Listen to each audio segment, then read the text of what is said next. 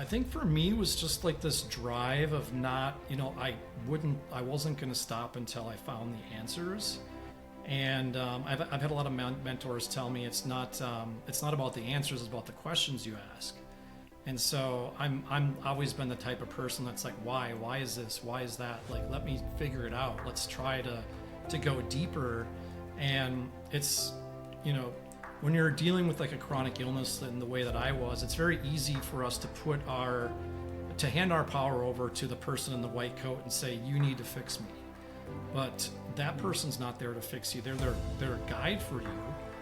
But you're the person that needs to fix yourself. And that's kind of like something that I think I got this, from playing sports, getting cut from like the A team as a kid or whatever. And just like, I need to just, bust my butt and practice harder and just really get into it, and then I would get what I wanted. Welcome to the show. Nathan Newberry here, your host. I got our guest here, Ryan Severson. Am I saying that right? Severson? Severson. Ryan Severson.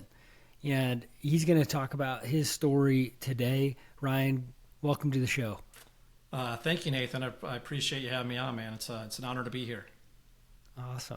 Well, tell us the definition of what high performance is to you. High How does performance, that start off? yeah. What do you think it is? High performance to me would be just the ability to handle a lot of stress and be very resilient.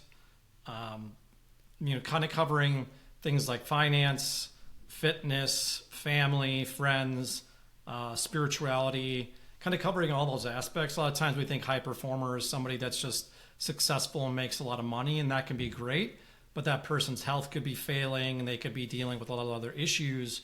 Whereas if you can kind of be more rounded in a high performance aspect, you're taking care of your fitness, you're taking care of your diet, you're taking care of your family, kids if you have them, and things like that. You are able to function at a much higher level, dialing in your sleep. And then obviously the business aspects and, being of service and helping other people. And then the not the repercussions, but the receiving end of that would be just, living a life of more freedom and purpose and impact. Love that. Love that. So what do you tell the audience here what you do, Ryan? Like, give us some clarity around like what you're doing right now, how you're helping people. Like, dive into some more of what you're doing right now. Okay, sure. So I'm a functional health consultant. I work with a lot of people dealing with more kind of complex chronic illnesses, autoimmunity, things like Lyme disease, mold illness, and fibromyalgia that nobody else has really been able to help with. I got into that, I've been doing that for like 7 years now, but I have my own story and we can kind of get into that later. But yeah, I work with people through like one-on-one services, programs, group things, and just help them up-level their health. These people have been in the medical system some of them for 20 years and just haven't been able to get help.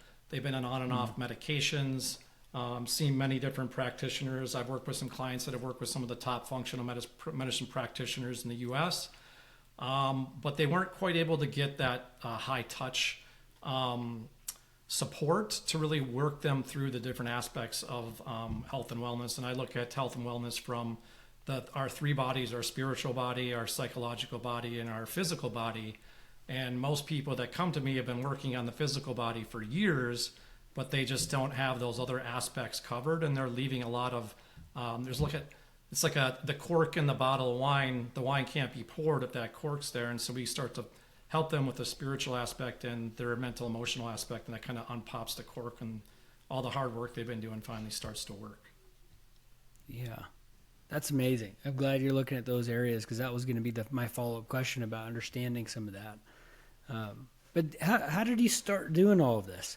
Because you've been doing this for years now. Mm-hmm. Like, where was this big shift from you way back when you were starting, different things and figuring out these solutions here? Like, where did that all start at? So I've always been interested in like the human body and like just personal development, always trying to up level it. So I grew up an athlete since I was a little kid. Grew up in Minnesota, played a lot of ice hockey. That was my game or my sport. but played baseball, golf, and football as well for a while.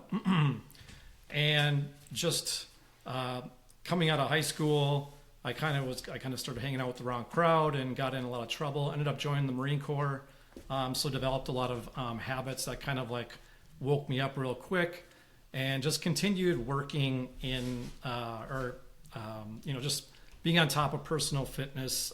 Power lifted for a while, got out of the Marine Corps, joined and started working for AT&T, and just playing like competitive men's league ice hockey. Continued to work out. Ended up getting a personal training certificate, and was doing that on the side. So personal training, and I wanted to move out of telecommunications and become a personal trainer, physical therapist, because I was having a lot of my own injuries that I was dealing with. I had back surgery, knee surgery, hernia surgery. And then one day, it felt like one day, but I was slowly starting to create more health problems that just didn't make any sense. I ended up straining a pec muscle that put me out, and I wasn't able to work out for about 2 months. And it just seemed like other injuries, a lot of fatigue, like insomnia, and a lot of stress going on at that time. And then one day I woke up right around my 35th birthday, and I felt like I was a 90-year-old man. It literally took me like 90 minutes to put on my pants and get out of bed. I felt like the Tin Man, like my back hurt so bad. My muscles were like locking up. I had like neurological twitches, couldn't figure out what was going on. And that just kind of was like the straw that broke the camel's back. Like, I'm all right. Like, this is something that I need to figure out. And I had started going to see doctors, saw my family practitioner, didn't really have any answers for me. All my blood work came back fine. Saw a rheumatologist, gastroenterologist, neurologist, and nobody could really figure out what was going on with me. They said, I was overly stressed. I needed to sleep, but I was only getting about 3 hours of sleep at that time. I would be lucky if I could fall asleep at like 3 a.m. and I'd have to wake up at 6 to go to work. And I just was at a loss. I couldn't figure it out. I started getting into alternative medicine and really dialing into meditation, and that was really beneficial. And then I got into functional medicine and the paleo diet and ancestral diet, and started to cut out, being a personal trainer, I thought I knew everything about diet, but it's like, I was eating a lot of grains, a lot of dairy, and these things just ended up being really toxic for me. So I made these changes, diet-wise and some other things, and that helped reduce some of the inflammation, but it didn't explain a lot of the other things. And I've been gaslighted by a lot of the doctors, and it wasn't until Thanksgiving, like about a year and a half into it, where I was home in Minnesota for Thanksgiving because I was living in Chicago at the time. And I'll never forget the phone call I got from the environmental inspector, because I thought there was mold going on. Before that, I went to one of the top hospitals in Chicago to integrative medicine, and brought a book there called Surviving Mold. And I said, I think mold is what's causing this. And they were like, no, absolutely not. You have fibromyalgia. That's what's going on with you. And I was like, I'm not going to accept that answer. I'm going to figure it out on my own. And so when I was home, this environmental inspector was like the first person that validated me and made me feel heard. He called me on Thanksgiving Day, and he's like, are you in your home right now? I said, no, I'm home with my family in Minnesota. He's like, good, don't go back to your home. And I'm like, what? He's like, the mold levels in your condo are like off the charts. Like that's why you're sick. Oh my gosh. And so that was like a big aha. And so I had to go back to Chicago and try to take care of things and try to get remediation done. So was it just an old building or something? No, it was a brand new condo. I was the first person to live in it. And then how in the world did you think that there was mold? Well, this was back so I bought in 2004. So this was kind of like during the housing boom. And in Chicago, there was contractors just throwing up these 3 flats like in no time, and things weren't up to code, and nobody told us. So the exterior of our building was, it's called split face block. So it's like cinder block, but if you don't seal it, it's like concrete or cinder block's very porous. and so it just sucks the moisture in. And we never was told we had to seal the building. And when they did the remediation, I mean, I had black mold in my ceilings, under my hardwood floors, behind my like where my bed was on the back side of the drywall. You couldn't see anything, but it was everywhere. And so they started to remediate, and they were like 2 weeks into it. And they said, we can't go any further because the unit below you is full of mold, and there's nobody living there because it had been foreclosed on by the bank, because that gentleman actually had died of a heart attack. And so it was just like a really bad situation. And it was at that point I was like, all right, I mean, I'm not going to pay to get that unit fixed. And so I just ended up having to walk away from my condo, go into foreclosure. And long story short, I ended up having to file Chapter 7 bankruptcy because I was also into real estate at the time as well. I had like 4 properties, and so my health was failing, my finances, but I chose my health over my credit score. And that was the beginning of a long journey to gain my health back. And so from there, I got out of my house, started feeling a little bit better, and then a new wave of symptoms came on. So I spent another year looking to see what was going on, and eventually it was like my 13th doctor ended up diagnosing me with Lyme disease. And so then I spent the next 5 years, beating the mold illness, overcoming the Lyme, meeting with other functional medicine practitioners who were mentors for me, and just diving into the research, reading every book and everything I could possibly think of. And in that process, people started to reach out to me, asking me for help. And I just started helping them, like, hey, try this diet, do this.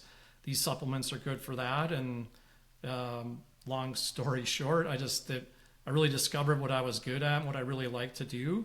And so I ended up getting certified in functional diagnostic nutrition, and then started working with clients doing that. Amazing. That's so cool, dude. I mean, you're helping people from all the craziness that you've gone through, which is not normal. And so many people live with pain and stress and issues, and and they just don't know how to deal with it, because sometimes the medicine doesn't really kind of help. It just kind of numbs the pain, and we have so many people addicted to stuff, and they don't know what's happened and shifted. And so it's cool that you're around kind of helping people practically sort through some key areas of their life. Like that's wild. That's wild. How many years was that in the making of everything? So my symptoms started in 2010. I finally went into full remission in 2017, and I've been in remission ever since. I continue to try to up-level my health, always looking for better ways to help clients. With getting that remission, discovering Lyme disease, like I mentioned earlier about the 3 bodies, our spiritual, psychological, and physical body.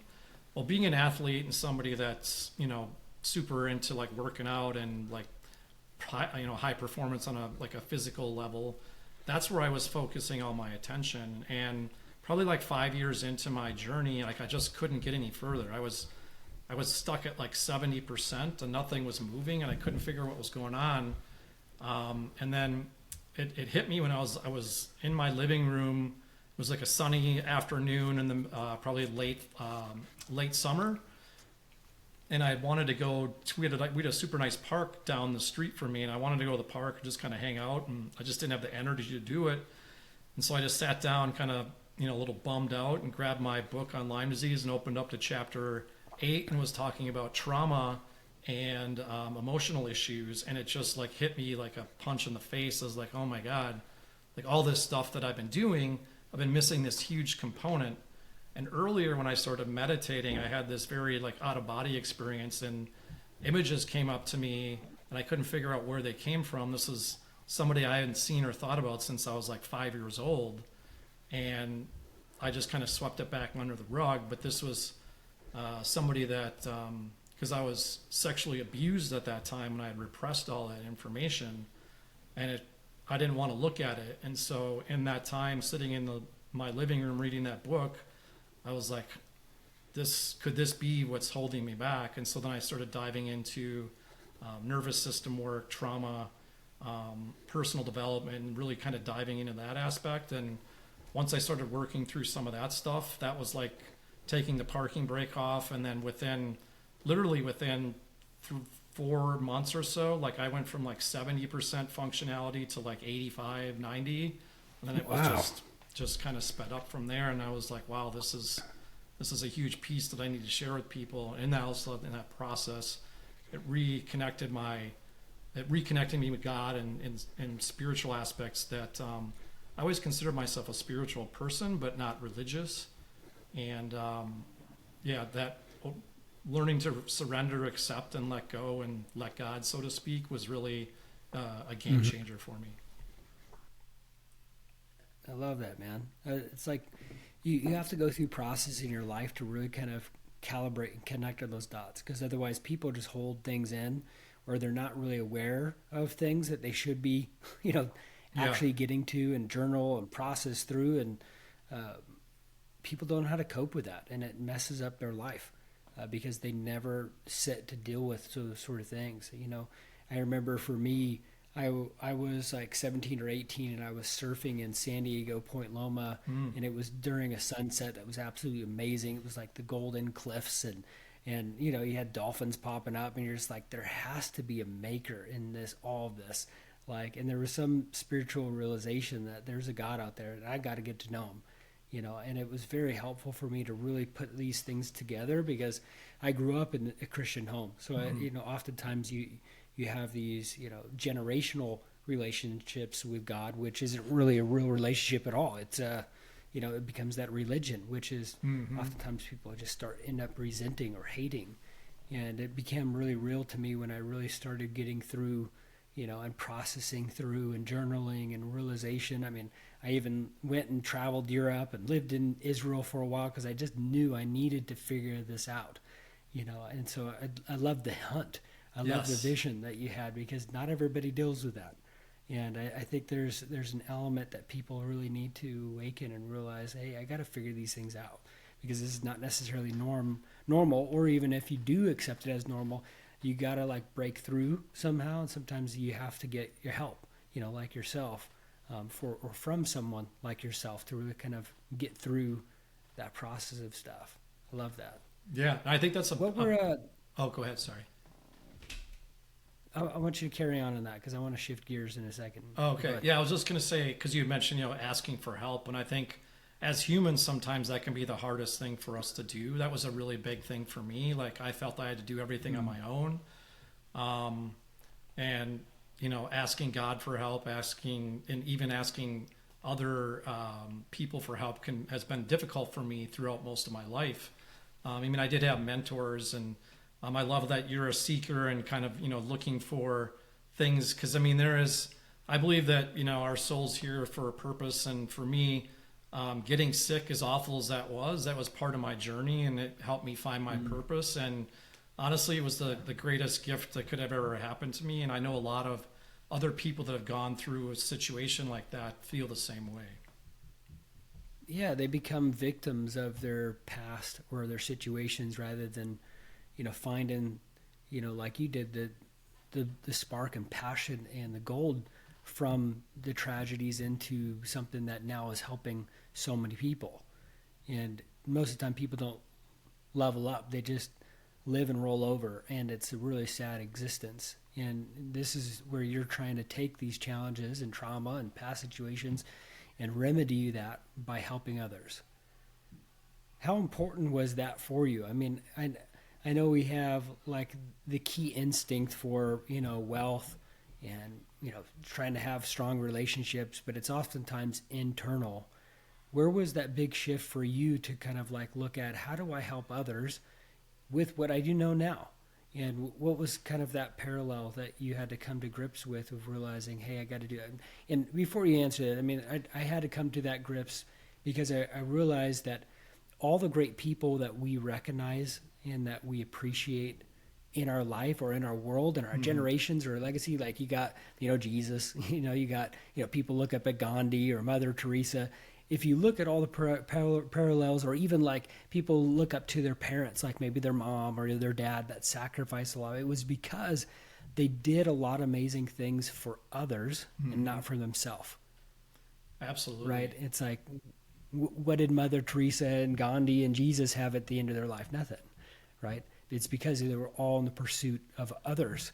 And the things that we even respect about our parents sometimes was the great sacrifices and lengths that they had to go through, sometimes depending on everybody's circumstance. But oftentimes people look up to, one of their, people in their life that were really critical in their sacrifice that they gave to help someone else, Yeah. How did that become a parallel for you in all of this too? Man, I'm trying to think of like when I actually had like, I think I've always liked helping people. I get really jazzed up about stuff. I geek out about health and like physiology and psychology, neurology. And like I mentioned earlier, I was dealing with a lot of like sports injuries, orthopedic injuries.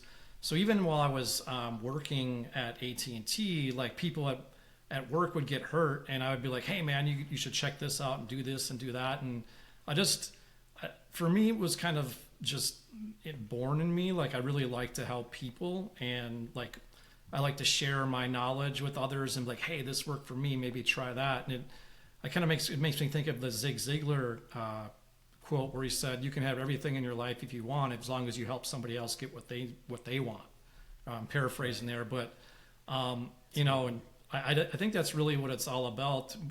And the more we give, the more we can receive, and it just opens us up to that. And I was actually having this conversation with my wife last week, I think, because early on when I started my business, my thing was like, I just want to be a millionaire and have all this money and have all these material things. But through the process of like doing this and helping more people, especially as I just continue to nurture my spiritual connection with God and Jesus, and just the fact that being able to help others, and it's like like a feeling inside. Like I don't need something material to define me or to make me feel good about myself. And I think that's one thing I would like to tell people is that everything you need, you already have. And it's about going inside, making connection to whatever higher source that might be for you. For somebody, it could be either the universe or whatever that may be. But turning inwards and answering those questions and not being afraid to look at those dark parts of ourselves, and that's I don't know if I really answered your question, but sure. Yeah. Let me ask you about your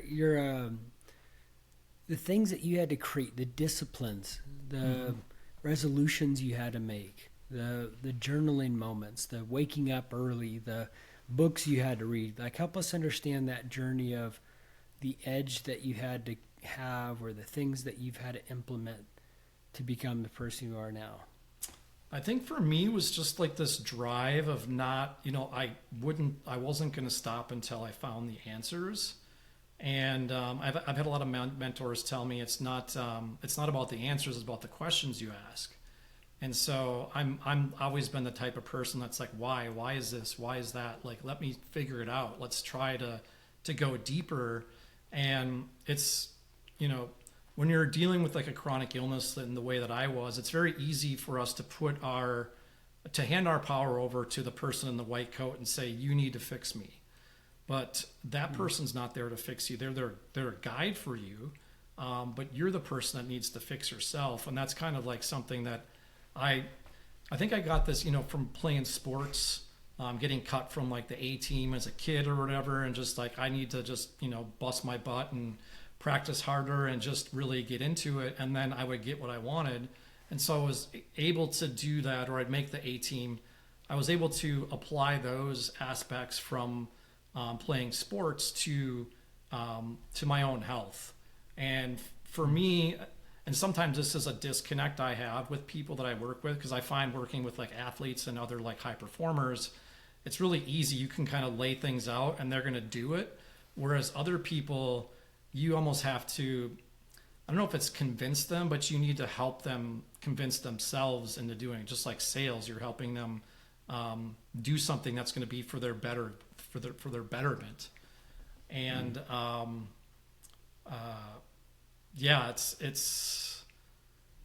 for as far as is like the discipline aspect, that I just geeked out on that stuff, and I really enjoy doing that. So it wasn't really for me, that part wasn't hard. The hard part was the second aspect that you mentioned about doing the journaling and going inward. That was the hard part. Because I didn't want to look at those aspects of myself. I didn't particularly like myself. I wasn't the happiest person all the time, and prior to me getting sick too, I was abusing drugs and alcohol for a long time, which kind of like it was me masking that pain inside. And a lot of times we will search outside of us, being the gym or athletics or material possessions, to try to fill a void within us. And for me, I had a moment, like an aha moment, where this is the first time I didn't feel alone. I was in my living room, and I felt like the presence of God, like of Jesus, and I broke down my wife, and I said, for the first time in my life, I felt like I wasn't alone.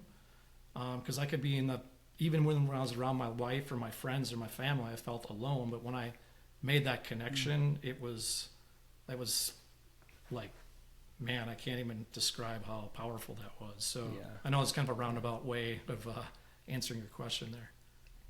That's good. That's good, man. What about what's your everyday carry? I know for me, I have like my phone. I got my keys to the car, or I have a pen. Because I always want to help people. Yeah. When everybody's looking for a pen. Like what are those everyday things that you carry around for yourself? Man, I would say, fortunately, my phone is always there. I'm always usually listening to podcasts or some audiobook. Pens. When I did Bob Proctor, I did his coaching program, like probably, man, I'm trying to think, back in 2015, something like that, 2016. And he had always said that like great thoughts can slip away like a slippery fish if you don't have a pencil to jab it and write it down. So always having something to either take notes. So like I used to carry a pen and like a small notebook with me. Now I just do a lot of voice memos on my phone because it's just easier. I always have a book with me. I'm always ready to read. That was another thing one of my mentors taught me. Like if you're ever going anywhere, I always have a book because you never know if you're going to have to wait. So I'll have a book with me at all times.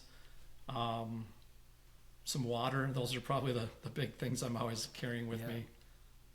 That's awesome, man. Well, give us some last thoughts here as we're wrapping up our conversation here together. What are some things that the audience should know that you would think would be really important for them to know within this conversation here?